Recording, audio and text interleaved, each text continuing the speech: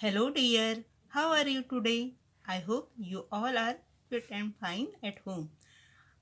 Students, we have going to learn English grammar. Okay, today we are going to learn English grammar. So, open your book at page number 52. तो बच्चों, आज हम English grammar में do have और do have का use करेंगे. सो सबसे पहले राइट डाउन C.W. ओके. आज का क्लास वर्क और today's date and day. Okay, let's start. A look at the things you have in your school bag. Answer the questions given below. The first one has been done for you. आप अपने bag में देखिए कि आपके bag में क्या things है, क्या चीज़ें हैं और इसके आंसर दीजिए. Do you have a pen in your bag. सबसे पहले मैं आपको बता दूं कि डू से या कैन से या डस से कोई भी क्वेश्चन मतलब कोई भी क्वेश्चन रहता है जिसकी स्टार्टिंग डू डस से होती है या कैन से होती है, तो हमें यस सबसे पहले यस और नो में उसका आंसर देना होता है. यहाँ पे do you have a pen in your bag. क्या आपके बैग में पेन है? तो हम सबसे पहले क्या लिखेंगे? यस. जैसे कि मेरे बैग में तो पेन है, सो मैं लिखूंगी yes I do have a pen in my bag. अगर नहीं है तो आप लिखोगे no I don't have a pen in my bag. तो चलिए ये नेक्स्ट क्वेश्चन देखते हम. Do you have a pencil in your bag. क्या आपके बैग में पेंसिल है? सो क्या आपके बैग में पेंसिल है? सो अब पेंसिल हमारे बैग में है, सो हम लिखेंगे यस. सबसे पहले हमें यस और नो में आंसर देना है. ओके, सबसे पहले हमें यस और नो में आंसर देना है. अब मेरे बैग में पेंसिल है, सो मैं यस. सबसे पहले यस.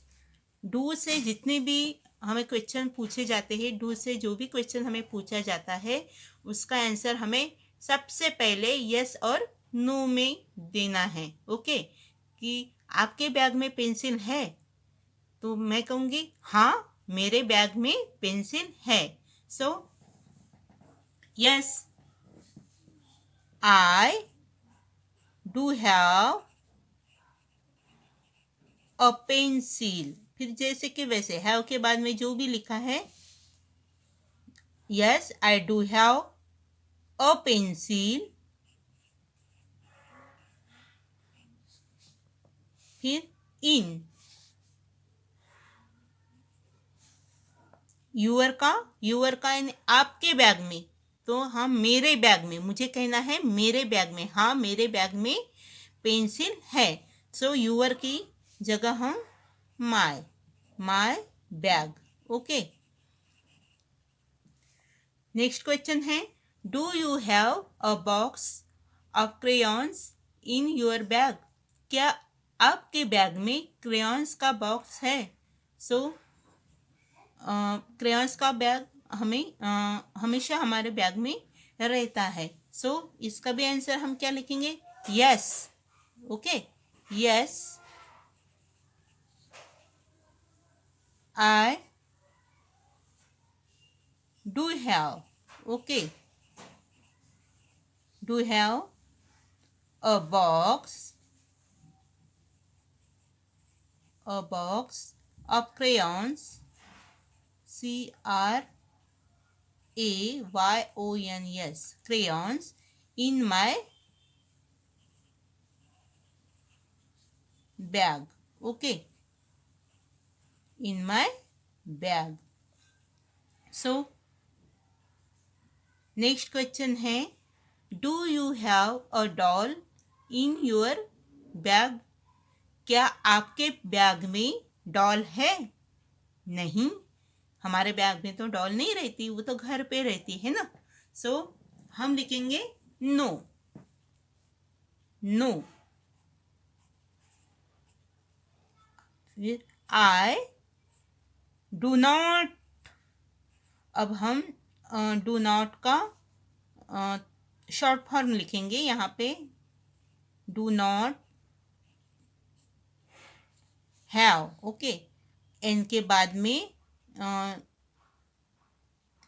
बाद में ओ न देते हुए अपॉस्ट्रोफी एस और t. No, I don't have a doll in my bag. in my bag. your की जगह my. ओके. नहीं, मेरे बैग में डॉल नहीं है. हमने क्या आंसर दिया? नहीं, हमारे बैग में डॉल नहीं है. ओके, या मेरे बैग में डॉल नहीं है. Next question, do you have a ruler in your bag? Yes, ruler सबके बैग में रहती है. So yes. Yes, I do have a ruler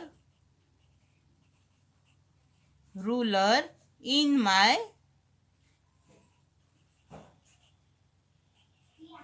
bag. Okay, so next है number 6, do you have a lunch box in your bag? तो आप answer दूंगे yes, I do have a lunch box in my bag. Okay, next है, do you have a ball in your bag? No. No, bag ball हमारे bag में रहता है नहीं, वो तो है ना, वो खेलने की चीज है और खेलने की चीजें हम लाते बैग में नहीं. सो हम लिखेंगे no, I do not a ball in my bag. तो हमने 5 तक के क्वेश्चन सॉल्व किए हैं एंड 6 से लेके 10 तक के आपको खुद सॉल्व करना है. ओके, 6 से लेके 10 तक के आपको सॉल्व करना है.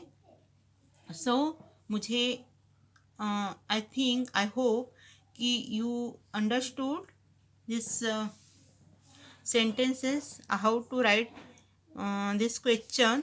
ओके, सो आप अपने कॉपी में इसे सॉल्व कीजिए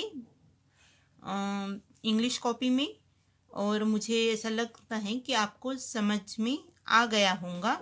सबसे पहले मतलब हमें डू से क्वेश्चन किया गया है. सो यस और नो, उसके बाद में कॉमा देख के बस आई हैव लगा के, या अगर नहीं है तो no, I do not have लगाना है. डू हैव और डू नॉट का यूज यहाँ करना है. Okay, have a nice day, take care.